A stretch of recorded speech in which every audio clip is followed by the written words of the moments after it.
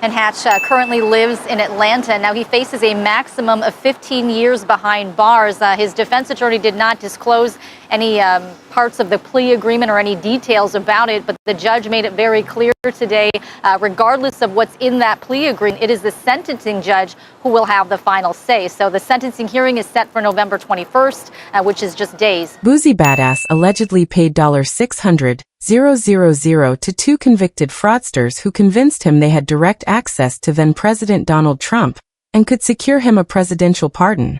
According to court filings, the pair assured the rapper that the pardon had already been signed and was simply waiting for a formal White House announcement. Believing he was about to avoid prison, Boosie reportedly celebrated at home, convinced his legal troubles were over. But the announcement never came. There was no pardon, and officials with the White House Clemency Office reportedly had no knowledge of the supposed deal. Now, Boosie is seeking to recover his money from two men who already owe millions of dollars in fines and penalties stemming from previous fraud schemes. The men at the center of the controversy are Jacob Wall and Jack Berkman, political operatives with lengthy histories of legal troubles. Both were convicted in connection with a robocall campaign designed to discourage black voters from participating in elections. And they have also been linked to several fabricated political scandals targeting public figures. Critics argue that their track record alone should have raised immediate concerns.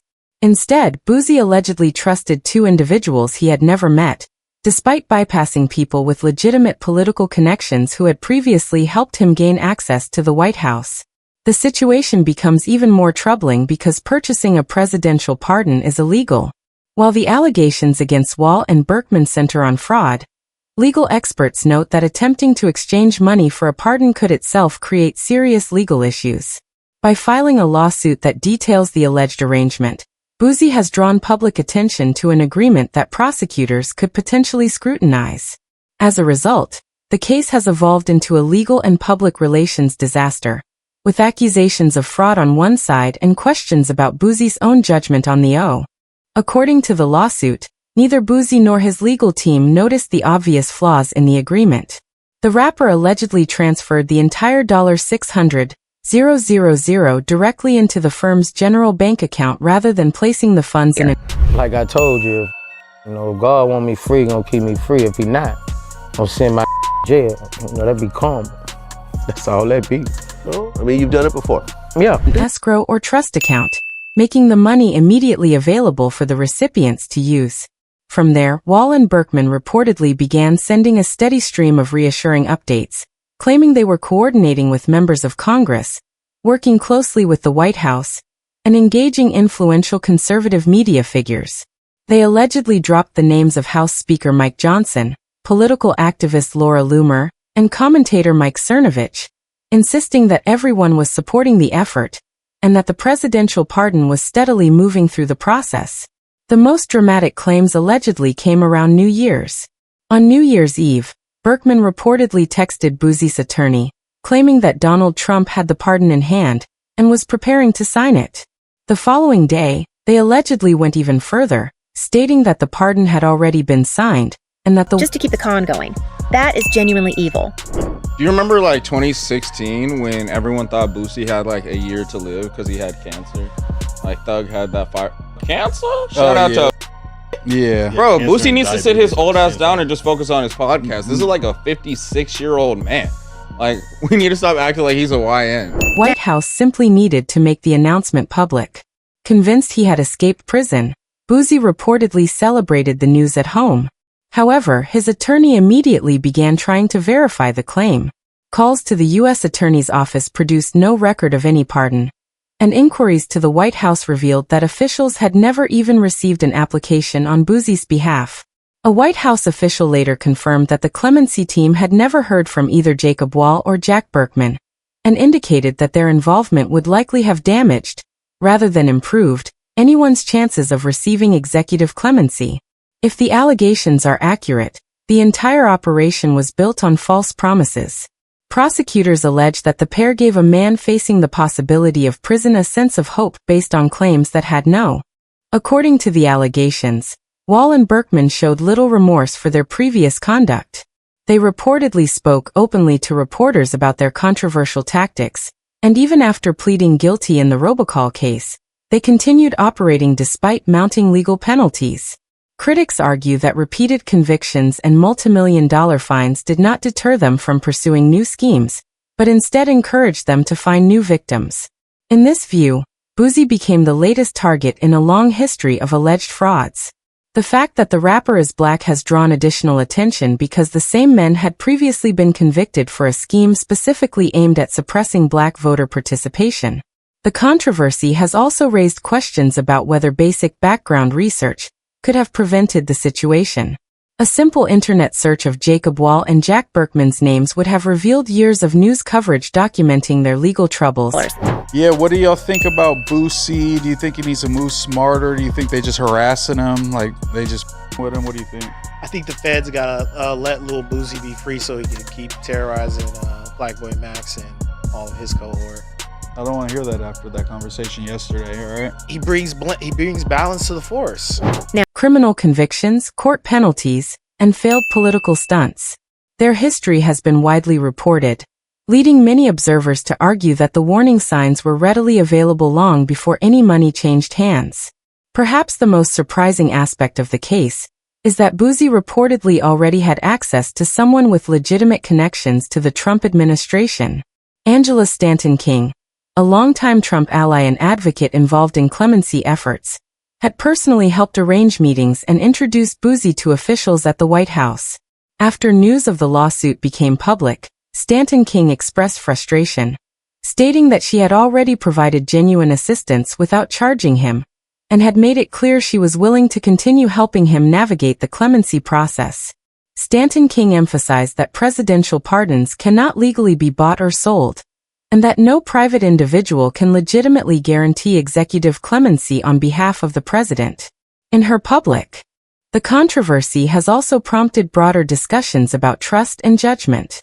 For years, Boosie has publicly criticized people he viewed as fake, opportunistic, or too eager to align themselves with powerful political figures.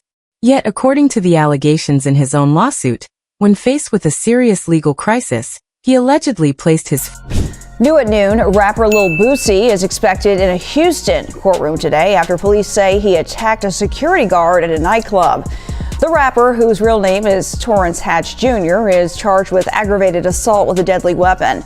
Court documents say the incident started when a security guard refused to let one of Boosie's friends use the restroom after the club. Faith in two unfamiliar political operatives who presented themselves as influential lobbyists, while overlooking someone who had already demonstrated genuine access to the White House. Critics argue that the decision serves as a cautionary example of how appearances and perceived influence can sometimes outweigh proven relationships. As details of the alleged scheme became public, Boosie turned to social media, publicly tagging several conservative political figures and commentators whose names Jacob Wall and Jack Berkman had allegedly invoked during their negotiations. Among those mentioned were House Speaker Mike Johnson, Representative Nancy Mace, political activist Laura Loomer, and commentator Mike Cernovich. Boosie asked each of them to clarify whether they had been involved in, or even aware of his pardon request. One by one, they publicly denied any involvement. Cernovich stated that he had never recommended a pardon, and was unaware of Boosie's case, while Loomer responded that she did not know who Boosie was and had never heard of his legal matter. Johnson's office also reportedly denied having any connection to the alleged pardon effort.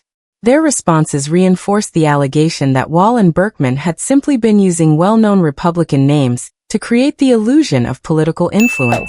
Only 3 years, but he just got it in January 2026. So they're trying to sentence him, send him back to jail for that, I guess. They didn't think 3 years was enough. So we sentenced to 3 years. January. The online discussion took an unexpected turn when former Congressman George Santos, who was expelled from Congress after facing federal fraud convictions, entered the conversation and offered Boosie what he described as free advice. His involvement quickly became a point of irony across social media, with many observers in. According to the allegations in the lawsuit, nearly every element of the pitch presented by Jacob Wall and Jack Berkman ultimately fell apart under scrutiny. Their claimed history of securing 9 presidential pardons, could not be independently verified. White House officials reportedly stated they had no relationship with the pair, and the conservative political figures and commentators whose names had allegedly been used to impress Boosie publicly denied any involvement. Taken together, the lawsuit argues that the image of extraordinary political influence presented to Boosie was largely built on exaggerated or false representations. The case has also drawn attention to a significant legal issue surrounding the nature of the agreement itself.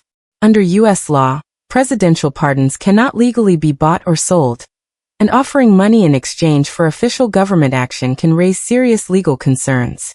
While the contract reportedly described the payments as compensation for lobbying and consulting services, the lawsuit centers on allegations that the defendants promised to secure a presidential pardon in return for $600,000.